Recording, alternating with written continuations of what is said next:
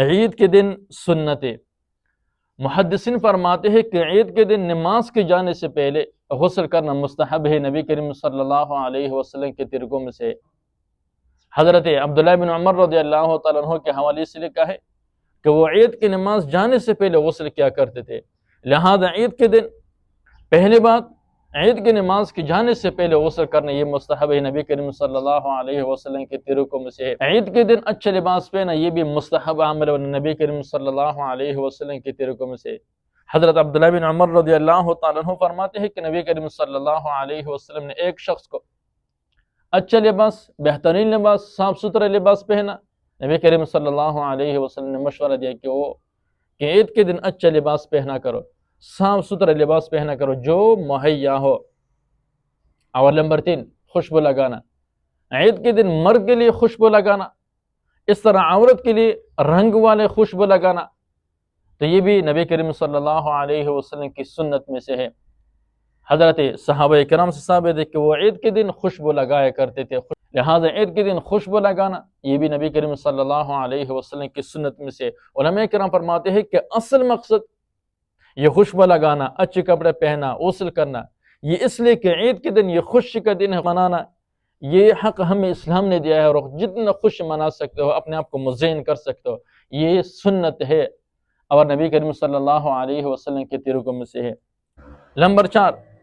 عید کے دن، عید الفطر کے دن نماز کے جانے سے پہلے کچھ کھا لینا یہ بھی نبی کریم صلی اللہ علیہ وسلم کے طریقوں میں سے۔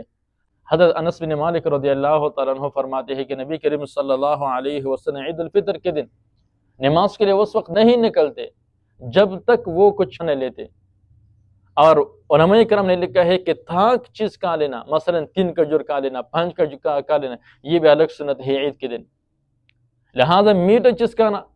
اور نبی کریم صلی اللہ علیہ وسلم اکثر کھجور کھایا کرتے تھے، اور تھا کھجور مثلا 3 کھجور، 5 کھجور، 7 کھجور، یہ نبی کریم صلی اللہ علیہ وسلم کے طریقوں میں سے۔ اور عید الاضحیٰ کے دن نماز کے بعد کھا لینا یہ الگ سنت ہے اور نبی کریم صلی اللہ علیہ وسلم کے طریقے میں سے ہے۔ نمبر 6 عیدگاہ جاتے وقت راستے میں تکبیرات کہنا۔ حضرت روایت میں ہے کہ حضرت عبداللہ بن عمر رضی اللہ تعالیٰ عنہ عید کے دن عیدگاہ جاتے ہوئے راستے میں تکبیرات کہتے تھے، اور عید الفطر کے دن آہستہ آواز سے،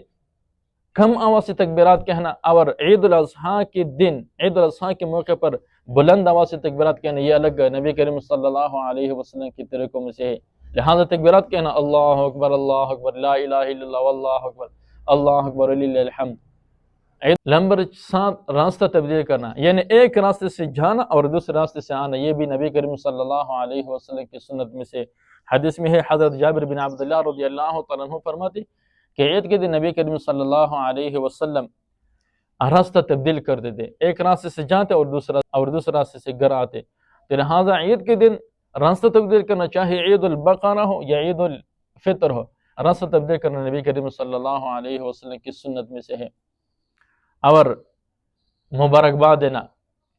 تقبل اللہ منا ومنکم صالح الاعمال، یہ بھی نبی کریم صلی اللہ علیہ وسلم کے صحابہ کرام سے ثابت ہے۔ حدیث میں ہے کہ حضرت صحابہ کرام عید کے موقع پر ایک دوسرے کو مبارکباد دیتے تھے،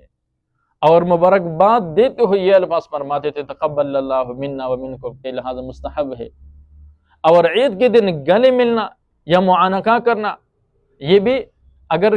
کسی علاقے میں ضروری اور واجب نہ سمجھتا ہو تو پھر یہ بھی جائز ہے۔